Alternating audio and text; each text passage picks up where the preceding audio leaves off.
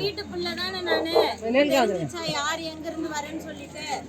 அது மட்டும் இல்ல தகுதி, சரிங்களா? உங்க வீட்டு பிள்ளையா இருக்கேன், பாக்குறதுக்கு பக்கத்து வீட்டு பிள்ளை மாதிரி இருக்கேன், உங்க ரத்தம்ன்றதெல்லாம் ஒரு பக்கம் வச்சிருங்க. அது மட்டும் தகுதி கிடையாது ஒருத்தவங்களை தேர்ந்தெடுக்கிறதுக்கு. என்னென்னலாம் பார்க்கணுமா?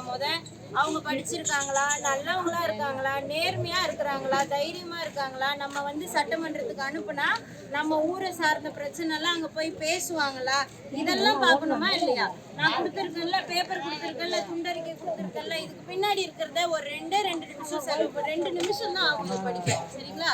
செலவு பண்ணி படிச்சு பாருங்க. படிக்க தெரியாதவங்க படிக்க தெரிஞ்சவங்க கிட்ட கொடுத்து படிச்சு பாருங்க. என்னென்ன செய்ய போறேன்றது நிறைய. இந்த சாலெல்லாம் எப்படிமா இருக்கு? என்னால வண்டியில வர முடியல, வேகாத வெயில தான் வரணும்னு பார்த்தா சாலை கூட ஒழுங்கா இல்லை. அதை போட்டு தரணும். சாக்கடெல்லாம் எப்படி கிடக்குது பாருங்க. எங்கேயாவது மூடின மாதிரி இருக்குதா? கொசுன்னு எவ்வளவு சின்ன சின்ன பிள்ளைங்களுக்கு நோய் சாவாதுங்க.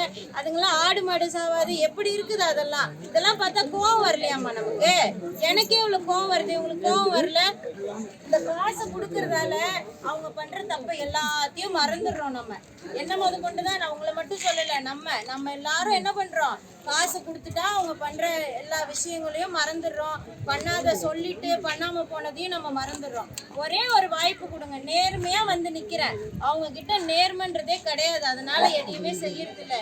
நம்ம கிட்ட என்ன இருக்கு? நேர்மை அளவுக்கு அதிகமாவே இருக்குது. அதனால இது சொன்ன விஷயத்த எத்தனையும் நாங்க செய்வோம். ஒவ்வொன்னா சொல்றதுக்கு நேரம் இல்லாம அதனாலதான் சொல்றேன்.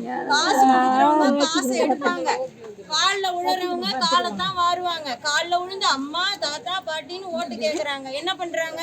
நாலு பின்ன நீ போனா அத யாரு, நீ வெளில போ, இதுதானேமா சொல்றாங்க. அந்த பாசம் உண்மை நினைக்கிறீங்களா? அதனால ஜாதியை பார்த்து ஓட்டு போடுறது, காசு கொடுத்தாங்கன்னு ஓட்டு போடுறது, அதெல்லாம் ஒரே ஒரு தடவைமா. இந்த தடவை மறந்துருங்க. அதேதான் பாட்டி. எங்க தாத்தா அப்பவே ஜாதி பார்க்க மாட்டாரு, தெரியும்ல? அவர் பேத்தி தானே நானு, நீங்க ஞாபகம் வச்சுக்கோங்க. அதுக்குதான் சொல்றேன், ஜாதி பார்த்து ஓட்டு போடாதீங்க. காசு கொடுக்குறவங்களுக்கு ஓட்டு போடாதீங்க. ஒரு நேர்மையானவங்களுக்கு நல்லவங்களுக்கு ஓட்டு போடுங்க. காசு கொடுத்தாலுமா இந்த தடவை நிறைய காசு கொடுப்பாங்க. ஏன்னா எங்களை மாதிரி ஆட்கள்லாம் இருக்காங்கல்ல, பயம் எங்க அவங்க தோத்துருவாங்க, அதனால நிறைய கொடுப்பாங்க. வாங்கி வச்சுக்கிட்டு ஒரு 1,000 ரூபாய் குலதெய்வ உண்டியல்ல போட்டுருங்க. அம்மா தாயி, நான் ஒரு நல்ல பொண்ணு போட்டு போட போறேம்மா, ஆனா இந்த கொள்ளடிச்சக்காரன்ட்டு இருந்து காசு வாங்கிட்டோமான்னு அந்த தெய்வத்துக்கிட்ட வேண்டிக்கிட்டு ஒரே ஒரு ஓட்டை மைக்கு சின்னத்துல போட்டுருங்க. அப்புறம் பாருங்க நம்ம ஊர் எப்படி இருக்குதுன்றத, சரிங்களா? 2வது இடத்துல இருக்கும். நீங்க பூத்துக்குள்ள போறீங்கல்ல, ஓட்டு கொஞ்சம் ஸ்கூலுக்குள்ளலாம் போய் ஓட்டு போட போவீங்களா, அப்ப அந்த பெட்டியில 2வது இடத்துல இருக்கும், சரிங்களா? 2வது இடத்துல இருக்கிறது தான் மைக் சின்னம். இதெல்லாம் இப்ப சொல்றதெல்லாம் எதுக்கு? நீங்க எல்லாம் போட்டுருவீங்க, தெரியும். உங்களையும் தாண்டி ஊருக்குள்ள இருப்பாங்க, தெரிஞ்சவங்க விக்கிரவாண்டி எல்லாம் இருப்பாங்கல்ல, அவங்க கிட்ட எல்லாம் சொல்லி போட வைக்கணுமா. இது நான் ஜெயிக்க போறது கிடையாது, நாம் தமிழர் கட்சி ஜெயிக்க போறது கிடையாது. நீங்க ஜெயிக்க போறீங்க. உங்களுடைய குரலை நான் போய் பேச போறேன். அப்படின்னா யாரு ஜெயிக்க போறோம்? உங்க வீட்டுக்குள்ள அந்த பாப்பா, அந்த குழந்தை, இவங்க எல்லாம் ஜெயிக்க போறீங்கன்னு அர்த்தம், சரிங்களா? ஒரே ஒரு தடவை வாய்ப்பு கொடுங்க. ஒரு நல்ல மகளுக்கு, படிச்ச பொண்ணுக்கு, நேர்மையானவங்களுக்கு வாய்ப்பு கொடுங்கம்மா, சரிங்களா? போயிட்டு வரட்டா?